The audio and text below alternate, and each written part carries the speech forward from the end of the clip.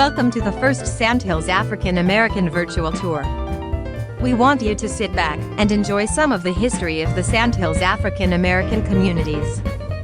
We have a very rich and cultivating history in the Sandhills, and we have captured some of it right here for the whole family to enjoy. We hope that you will enjoy it and continue to support the Sandhills Family Heritage Association as we adventure to preserve and share the legacy of our ancestors.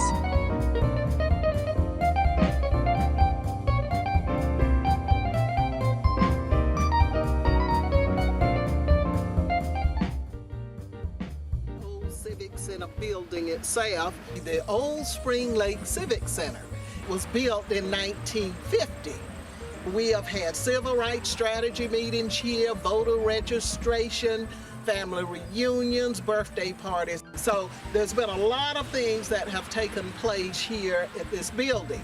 And this is the center that was donated to Sandhills Family Heritage Association by Mr. Ambrose Lucas, one of our community elders. We will be renovating this building. We will save as much of it as we can. And we are going to have a library that will house a collection of our history and our folk life collection that will be here in this building, along with a community kitchen, a community and commercial kitchen, where people, the growers, can grow their food and they can bring it here and we can have added value that is done through the kitchen as well as catering. We also plan to have a business incubator here, which will help us create jobs for the local community. There were 80 such projects for internal transportation authorized by North Carolina by 1860, and this was the only one that reached its goals. Originally planned to go from Fayetteville to Salisbury, North Carolina, the community in Salisbury was lukewarm to the plank road because they planned to lure a railroad to their community. Because Fayetteville is at the head of the navigable waters of the Cape Fear River, it was planned to make Fayetteville a center for transportation for the eastern part of the state. Harnett County, North Carolina, was along the route. The only toll house in the county was at Round Top, North Carolina. The first toll keeper was Malcolm Clark, and his salary was $100 per year. The Fayetteville and Western Plank Road was built in 1849 to 1854.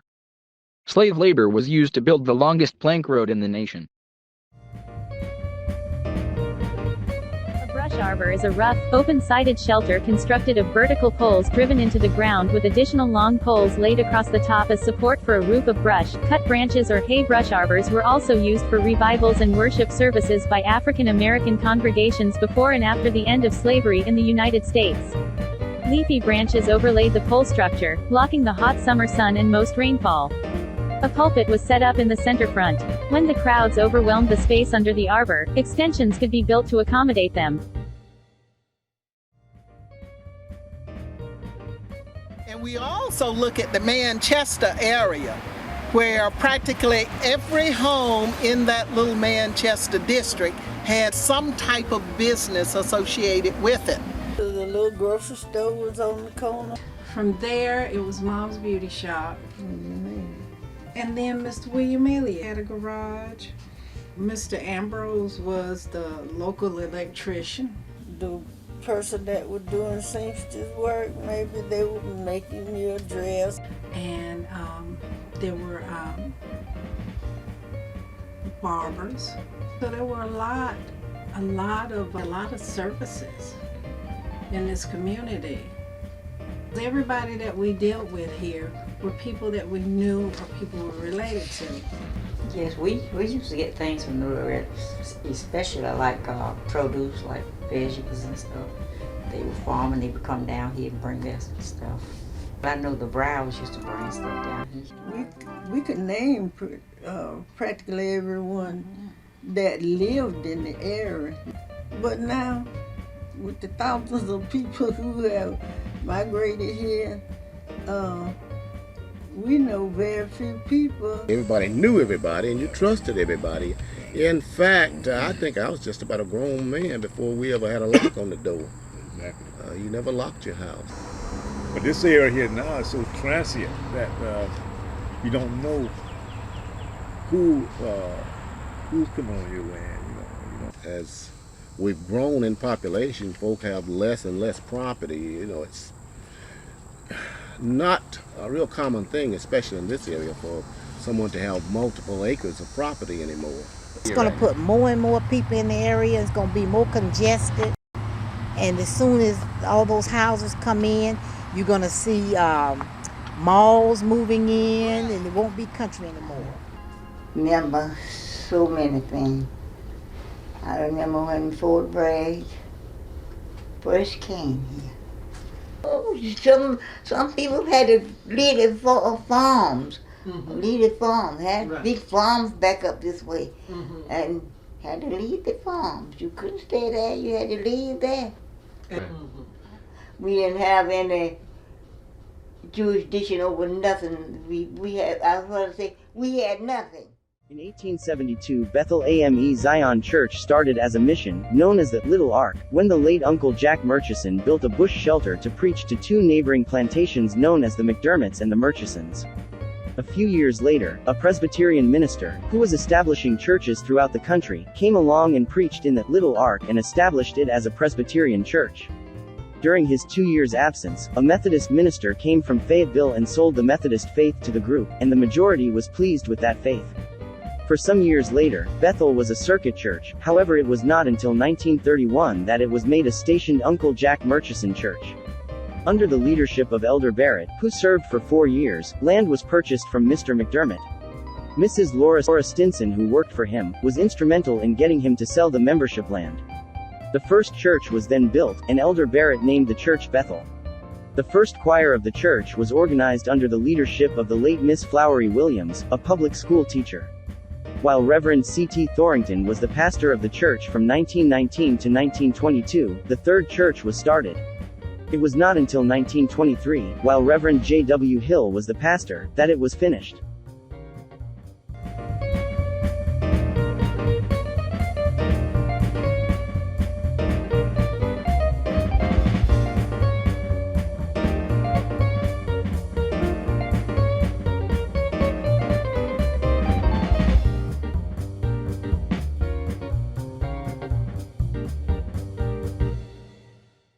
Once the government got the land, they began to put up signs and gates where people could not get to their property.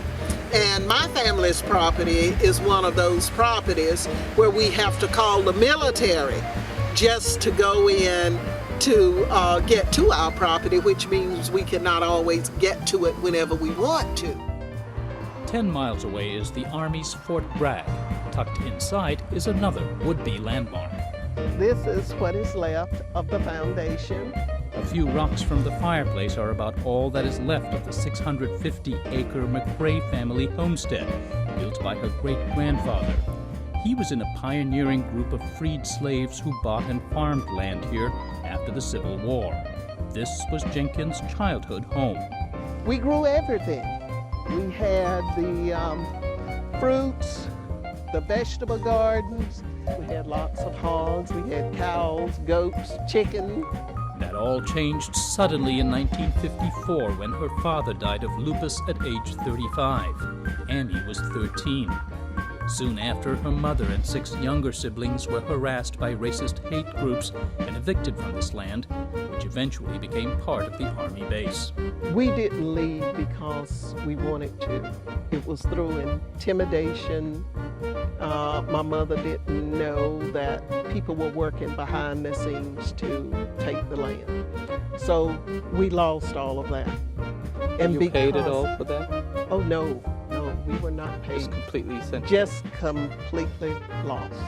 It was like a bad memory. Amongst all of the good memories that we had living here, that was a bad memory.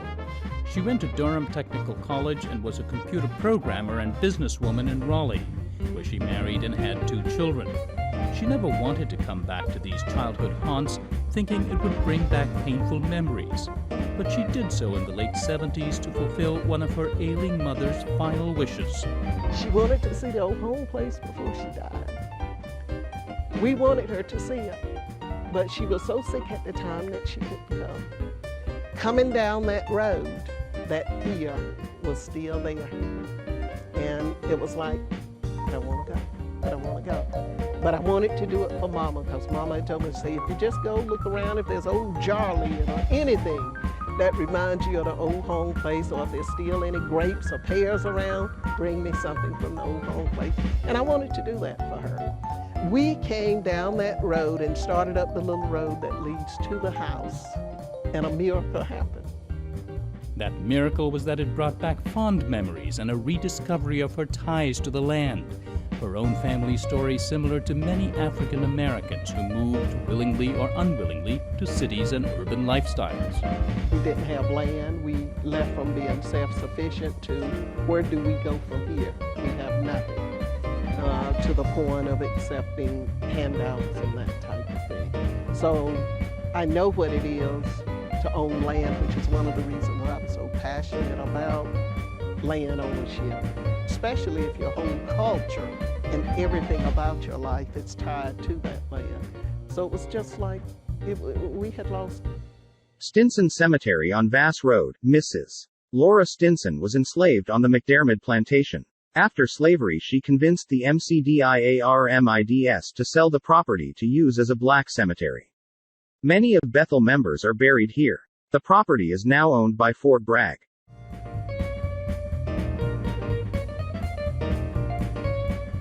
The Brinkley Cemetery, also known as the McLean Cemetery, is located on a hill in front of the Walmart off NCW 87 in Cameron, NC. Some of the families buried here are the Brinkleys, Kings, and McRae.